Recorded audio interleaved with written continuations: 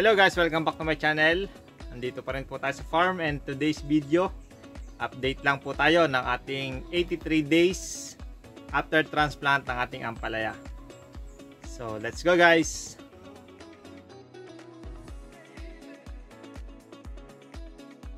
Sa Jeremiah 29:11, sabi po doon, "For I know the plans I have for you, declares the Lord Almighty, plans to prosper you and not to harm you, plans to give you hope and a future." So ayan po guys, ngayon ay February 3, 2024. Almost 3 weeks or magwa 1 month na tayo buhat nung huling nakagawa ng vlog. At ang pagkakatanda ko, 57 days after transplant nung tayo'y gumawa ng vlog. Yan. Tayo ngayon nakita ang palawiting bunga, lalaki na. So yan, 87 days. At ngayon po yan, tayo ay nagpapatubig gamit ang Purple Rain. Yan. Yan, mas gusto ko to kaysa dun sa hose. Dahil ito, kahit maka 20 minutes hanggang 30 minutes ka lang nito, maganda ang dilig niya kasi talagang tago sa ilalim. Compare dun sa hose na puti, yung chemical hose, yung parang dilig lang na kamay. So pagka nadiligan yung ibabaw, parang mababaw lang din yung basa. Tapos ito nga pala yung ating sili. Yan. Pinapatanggal na rin natin kasi nangulot na sobra.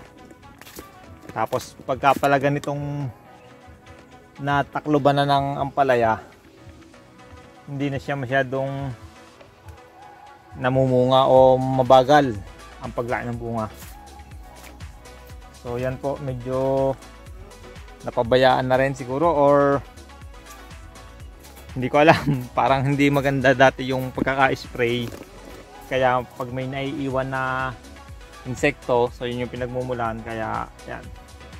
So ang naging dahilan, sa nakikita kong dahilan nito sa sili, masyadong malapit yung ating pagkakatanim. Kaya pag ini-sprayan siya, hindi mapasok lahat. So yun po. And then, yun, 83 days after transplant na itong ating ampalaya. So sa ngayon, halos naka 7 tons ang napitas na siguro, based doon sa aking paglilista. Halo-halo na yon, good, semi at saka RR. So yun po ang naibunga na. Ito po ay nasa 8 lata, pero parang ang namatay ay siguro nasa 500 hanggang 1,000 puno na rin. Ito mga ganito. Yan, marami ring namatay. Tapos ito, yan, gaya nito, mapansin nyo doon, sobrang lilom. Tapos dito, tagos na tagos ang araw. Dahil nga ito, may mga area tayo na namamatayan. So yan, ang dami pa rin namatay. Pero ano pa rin, kumbaga at least may improvement pa rin yan. Kasi nung mga nakakaraan tanim natin, talagang halos ang dami ring namamatay. Tapos ang bunga pa niya, laging ang bilis mamutok, nagka-crack. So yun, sa ngayon naman, awa ng Diyos, marami tayong ginawang adjustments. At saka siguro nakatulong na rin na hindi masyadong nag-uulan ngayon, kaya yung pamumutok hindi masyadong naging problema natin. So yung uod kahit pa paano nagkaroon din, pero yun, nilagyan lang din natin sa spray para matanggal yung mga uod na yun. So yan, ito, meron talagang mga naiiwan, di napapansin. Pagka ganito, nagsasanib na. Ang laki oh. Halos sira na rin. Yan, 83 days after transplant. So awa ng Diyos, nakatama tayo sa presyo. Kaya awa ng Diyos ay napasalta na natin yung kapital. So malaki rin yung inabot na nailabas. Bali kasama na ang sili at saka ang palaya, inabot ng 200 plus. So nagkataon naman na yung palang sili pagka 45 days namumunga na. So nung 45 days na nagsisimula na tayo makaharvest sa sili. So yun naman yung isinusuporta natin sa ampalaya. And yun, awa ng Diyos, may bunga pa rin kahit pa paano. Nung mga huling pitas natin, every 4 days nagpipitas lang tayo ng halos 1 tonelada sa 3,000 na puno. 3,000 halos kasi nga maraming namatay. So para sa akin parang hindi pa ano rin yun, hindi pa magandang volume ng bunga para sa 3,000 na puno. So ang na-expect natin doon nasa at least 1,500 kilos pataas yung sagad na bunga, pero hindi natin na-reach yung goal natin na yun. Pero okay lang naman kasi bumawi naman nga sa presyo. Hindi man ganun karamihan yung bunga, yung volume na ating ginogol, pero bumawi naman sa presyo. At yun ang mas mahalaga. Kasi kahit pa sobrang dami ng bunga niyan tapos ang baba naman ng presyo, parang ganun din. So another adjustments na naman sa mga susunod na tanim. Siguro after 30 days, 30 to 40 days, tatanggalin na ulit natin tong ampalaya, tapos tanim tayo ng ampalaya uli na grafted naman. Hahaluan natin ng grafted. Yun yung ating gagawing adjustments dito.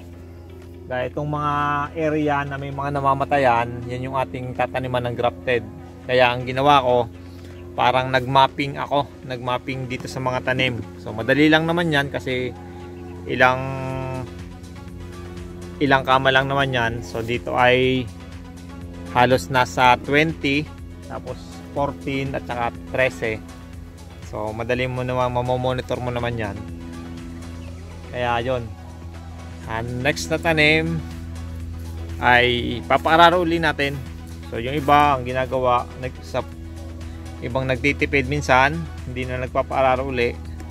So nakakama lang. So ito mapapansin nyo, nakataas yung mga plastic. So ang purpose ko po niyan ay para madaling latagan noong perforain, para pasok agad yung tubig sa ilalim ng lupa. Kasi pagka nakalatag yon, yung plastic, minsan sa ibabaw lamang na napunta yung tubig, tapos nag-i-slide lang siya. Kaya hindi masyadong nadidilig yung lupa. So yan po yung mga pamamaraan namin sa ngayon. Yan, puntahan natin. Ito yung maganda dito kasi sa perforain, na kahit iwanan mo ay tuloy ang pagdidilig, compare dun sa hose na ginagamit natin. Hindi ka pwedeng magdilig ng walang tao. So ito pwede. Sa una medyo malaking gastos din kasi ang mahal din nga ng 100 meter nito. Nasa 1.5 yata ang bili ko. 100 meter. So yan po yung kadugsong nung perforain na pinakita ko kanina. Yan. Bali manual din lang po natin yan nililipat sa ngayon, habang hindi pa tayo nagkakabudget ng ayos. So yun, hanggang dito na lang po muna yung ating update. Maraming salamat sa panonood, sa pagsubaybay sa ating channel. God bless po. See you in the next video, and to God be the glory. Bye bye.